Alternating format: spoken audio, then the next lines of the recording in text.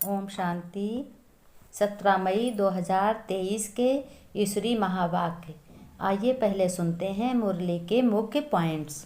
बाबा ने कहा, मीठे बच्चे, हम तुम्हें जिस राह पर अभी चला रहे हैं, साथ में माया पर जीत पाने की जो मत दे रहे हैं, उसमें ये तो होगा ही, कोई गिरेगा, कोई उठेगा, ऐसे ही गिरते संभलते रहेंगे। शिव पिता बाप तो ज्ञान का सागर है। इस ज्ञान अमृत से मनुष्यों को देवता बनाते हैं। सबको सुरजीत करने के लिए ज्ञान संजीवनी बूटी दे रहे हैं। फिर बाबा ने कहा, तुम्हें अपने को बहुत संभालना है। संभाल वही कर सकेंगे जो 2 बार ज्ञान अमृत करेंगे। फिर शिव पिता ने अच्छे से समझाया, 2 बार ज्ञान सुनेंगे।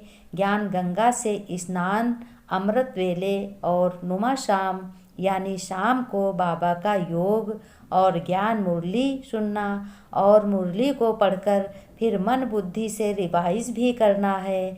आपने जो भी ज्ञान सुना उसे दूसरे को सुनाना यानी आपस में बातें, बाबा की बातें करना है।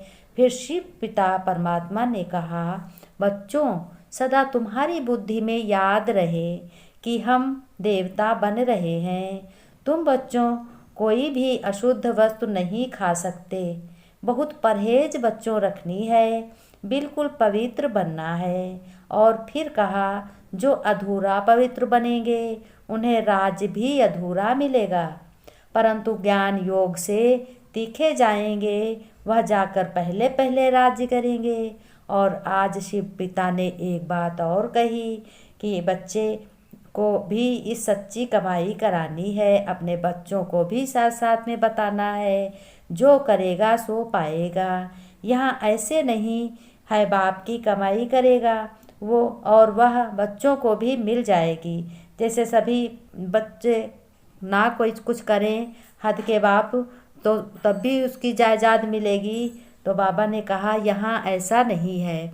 शिव परमपिता परमात्मा को जितना ज़्यादा याद करेगा, जितना पुरुषार्थ करेगा, उतना ही वो पाएगा।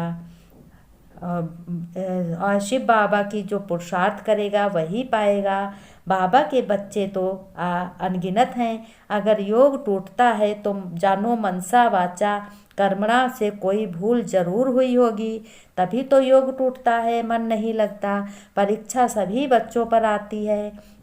ऐसा नहीं हो सकता कि माया को भी वार ना आए, माया कोई भी वार ना करे, फिर तो शरीर भी छूट जाए। और लास्ट में बाबा ने कहा, तुम्हें माया जीत जगत जीत बनना है। जगत जीत माना सूर्यवंशी और चंद्रवंशी बनना। प्रजा बनने वालों से तो माया भी इतना टक्कर नहीं खाती।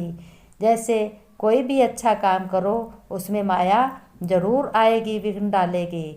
रजाई पानी है तो इस आसुयानी रथ को शिव बाबा पर पूरा बलि चढ़ाना है। जो ट्रस्टी वन पुरुषार्थ करते हैं और उन्हें भी जरूर मिलती है।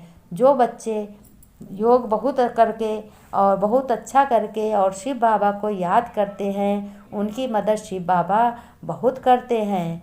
फिर बाबा ने कहा कि जो जैसे अच्छे काम करने से, जैसे योग में बैठते हो तो माया बहुत विघ्न डालती है। तुम ये समझो कि हमारा ध्यान हम बिंदु को नहीं देख रहे हैं। जब बिंदु पर से हमारी याद हट जाती है तो हमें माया तंग करने लगती है। इसलिए बिंदु बन बिंदु बाप को याद करो और सभी पुरुषार्थ करो। कर्म करते हुए अपने बाबा की याद करो कि बाबा परमपिता हमारा करा रहा है, साथ में है। और अपने भाग्य को बनाओ। घर गृहस्थ में रहकर सभी कर्म करो। बहुत अच्छी सी याद कर सकते हो। और मुरली ज़रूर सुने, सुबह को भी सुने और शाम को भी सुने। आपस में बैठकर सबसे बातें करें बाबा की। मुरली में आज बाबा ने क्या बताया है, क्या कहा है, तुम्हें याद है।